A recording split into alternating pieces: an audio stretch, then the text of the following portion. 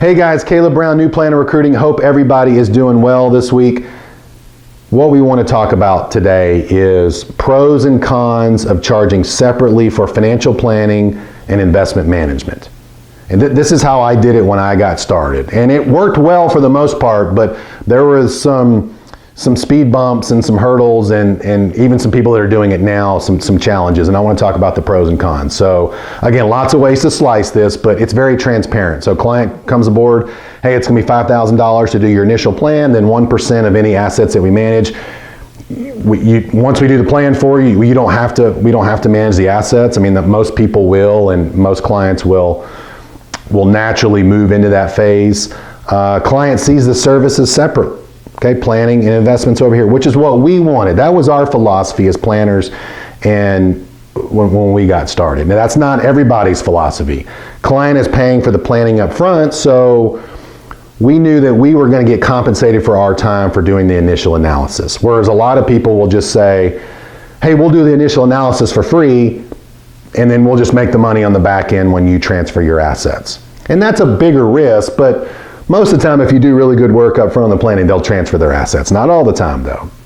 Okay, if you're working with delegator clients like we were, they will. If you're working for do-it-yourselfer clients, a lot of times they won't. And that's why they're in a different hourly or some other retainer or some other model that we've already talked about. So what are some of the cons of this model? So it can be confusing to explain. So a lot of times the client sees financial planning and investments as the same thing.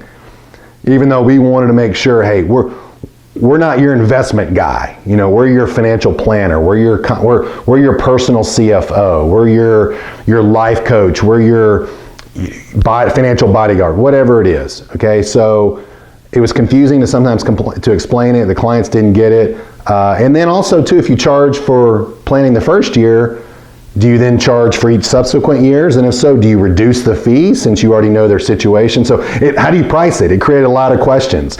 And then once the initial planning is done, a lot of times we would get pushback on like, hey, no, the client's like, no, we're good. Y'all did a plan, it looked great. We're in the kind of the ongoing, investment management phase. We don't need to pay have another plan done.